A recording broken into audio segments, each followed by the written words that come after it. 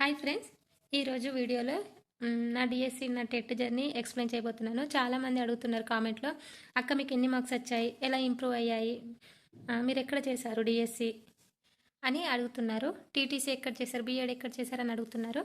ఆ ఇన్ఫర్మేషన్ అంతా నేను ఈరోజు ఈ వీడియోలో ఎక్స్ప్లెయిన్ చేస్తాను. నాది 2014లో నేను కరీంనగర్ డైట్లో టీటీసీ చేశాను, డిఎడ్ చేశాను.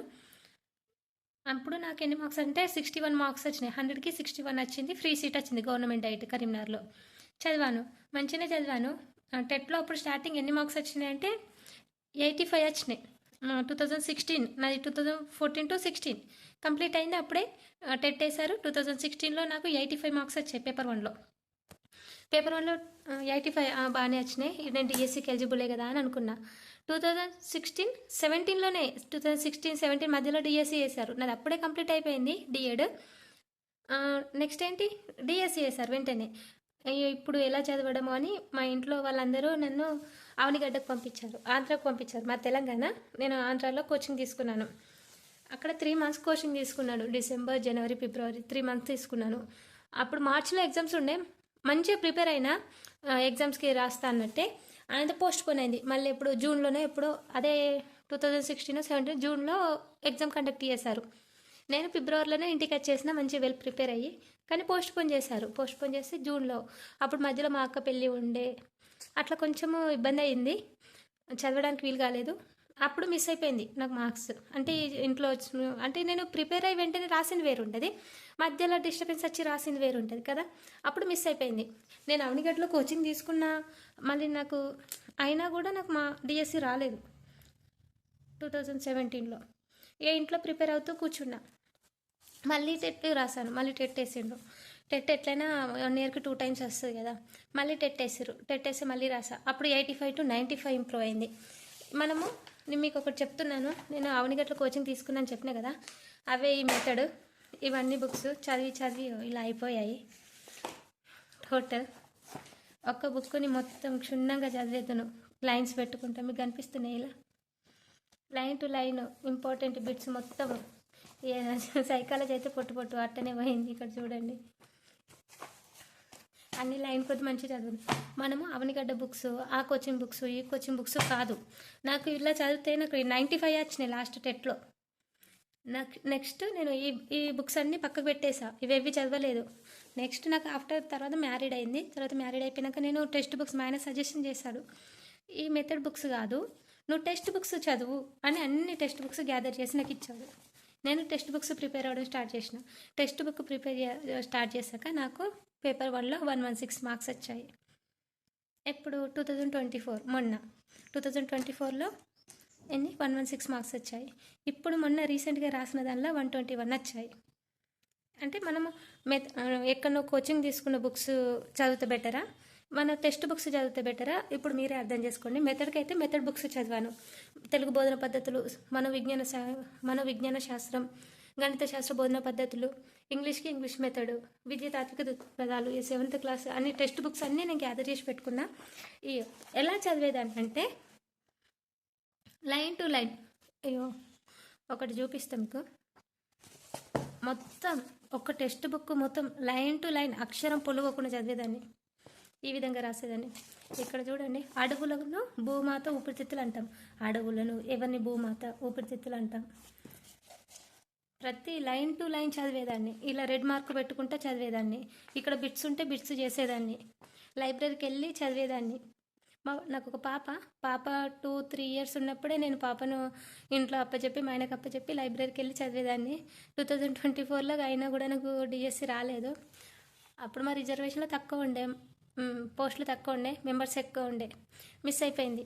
ఈసారైనా ఖచ్చితంగా డిఎస్సి సాధించాలని డైలీ ప్రిపేర్ అవుతున్నా. చూద్దాం నెక్స్ట్ డిఎస్సి ఎప్పుడు వేస్తాడో, వెయిటింగ్. ఇక మీరు కూడా ఇదే విధంగానే చదవండి. నాకు ఇంకొకటి చెప్పాను మైనస్ పాయింట్. అవనిగడ్డలో కోచింగ్ తీసుకున్నప్పుడు హెల్త్ ఇష్యూస్ కూడా వచ్చినాయి. ఎందుకంటే తెలంగాణ వాళ్ళు ఉండి ఆంధ్రాలో ఫుడ్ పడక, అక్కడ మొత్తం ఆయిల్ ఉంటుంది. దోశ అయినా ఏదైనా వడలైనా హెల్త్ బాగా ఉండకపోవు. అక్కడ ఫుడ్ సరిగ్గా, ఇక్కడ ఫుడ్ అక్కడ ఫుడ్కి చాలా డిఫరెంట్ ఉంటుంది. ఫుడ్ సరిగ్గా పడలేదు. కాబట్టి మీరు ఎక్కడికి వెళ్ళకండి, ఇంట్లోనే బుక్స్ అన్నీ పెట్టుకొని ఇలా అన్ని బుక్స్ సేకరించుకోండి. 3rd క్లాస్ టు మొత్తం 10th క్లాస్ దాకా తెచ్చుకున్నాను నేను. ఇక్కడ చూడండి 3rd, 4th, 5th, 6th అన్ని టెక్స్ట్ బుక్స్ పెట్టుకొని లైన్ టు లైన్ చదవండి. ఇలా లైన్ టు లైన్ మార్కర్తో మార్కు వేసుకోండి. ఆ విధంగా చదివితేనే మనకు డిఎస్సి ఇప్పుడు 4th క్లాస్లో ఏముంటుంది అనుకుంటాం, కానీ చాలా ఇంపార్టెంట్ బిట్స్ ఉంటాయి 4th క్లాస్లోనే. ఇక్కడ చూడండి ఇట్లా ఐలైనర్తో మార్క్ చేసుకునేదాన్ని. శివాజీ మొఘలులను ఎదిరించి మరాఠా రాజ్యాన్ని స్థాపించి గొప్ప వీరుడయ్యాడు. లైన్ టు లైన్ ఇట్లా ఇక్కడ లైన్, ప్రతి లైన్ ఇంపార్టెంట్ లాగానే చదువుతున్నాం, ఏ బిట్టు విడిచిపెట్టకపోతున్నాం. కానీ అదృష్టం బాగాలేదు, ఈసారి రాలేదు. ఖచ్చితంగా నేనైతే డిఎస్సి సాధిస్తానని నాకు గట్టి నమ్మకం ఉంది. నేను ఎట్లయినా గవర్నమెంట్ జాబ్ తెచ్చుకుంటా. కానీ అతను ఇట్లా మా ఇయర్లీ డిఎస్సి వేస్తే ఎప్పుడో వచ్చేది, కానీ ఇయర్లీ డిఎస్సి వేయకనే మనకి ఇంత బాధ అవుతుంది. నేను మళ్ళీ ఇంకోటి చెప్పాలనుకుంటున్నా.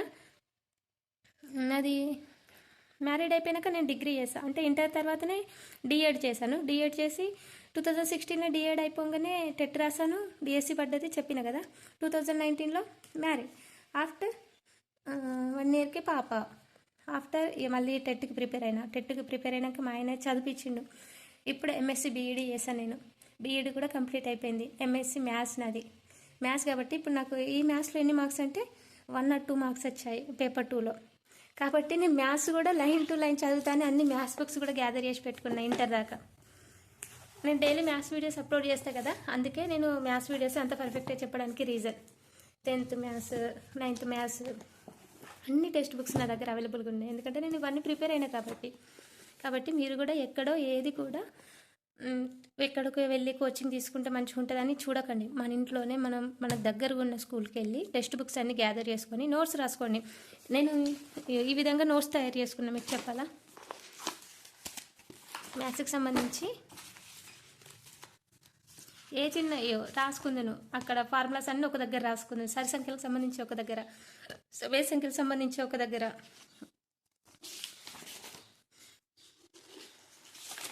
ఏ టాపిక్ అయినా ఆ టాపిక్ సంబంధించి టోటల్ ఇన్ఫర్మేషన్ ఇందులోనే రాసుకుందాను. అంటే లెసన్ వైజ్ రాసుకుందాను. బిట్స్ కూడా నేనే ప్రిపేర్ చేసుకున్నాను. బిట్స్ కూడా ఇది నా notes. Text book example problems కూడా ఎక్కిచ్చేద్దాను ఇందులో, ఎందుకంటే టెక్స్ట్ బుక్ ఊరికి చూడం కదా, డైరెక్ట్ ఇలా రాసేస్తే అయిపోద్ది కదా అని. ఇంకా ఈసారి అయితే నాకు టెట్లో చాలా మంచి మార్క్స్ వచ్చాయి. పేపర్ 1లో 121, పేపర్ 2లో 102. ఫస్ట్ టెట్ పేపర్ 1లో నాకు 2016లో 85. ఆఫ్టర్ మళ్ళీ రాస్తే 95, తర్వాత రాస్తే 105 వచ్చినాయి, తర్వాత 116, తర్వాత 121. ఇంప్రూవ్ అవుతూ వచ్చాయి నాకు మార్క్స్. ఇది నా పేపర్ 1 జర్నీ. పేపర్ 2 2 టైమ్స్ రాశాను, ఒకసారి 95 వచ్చినాయి, ఇంకోసారి 102 వచ్చాయి. అంతే అండి నా గురించి ఇంట్రడక్షన్. మీకు ఇట్లా ఏదైనా సబ్జెక్ట్ ఇది ఎక్స్ప్లెయిన్ చేయండి మేడం అంటే నేను డైలీ వీడియోస్ అప్లోడ్ చేస్తాను. ఎవరైనా మేడం నాకు ఇది అర్థం కావడం లేదు, ఈ టాపిక్ చెప్పండి అని కామెంట్ చేయండి, మీకు ఏదైనా సబ్జెక్టు అర్థం కాకపోతే. ఓకేనా? Thank you, bye.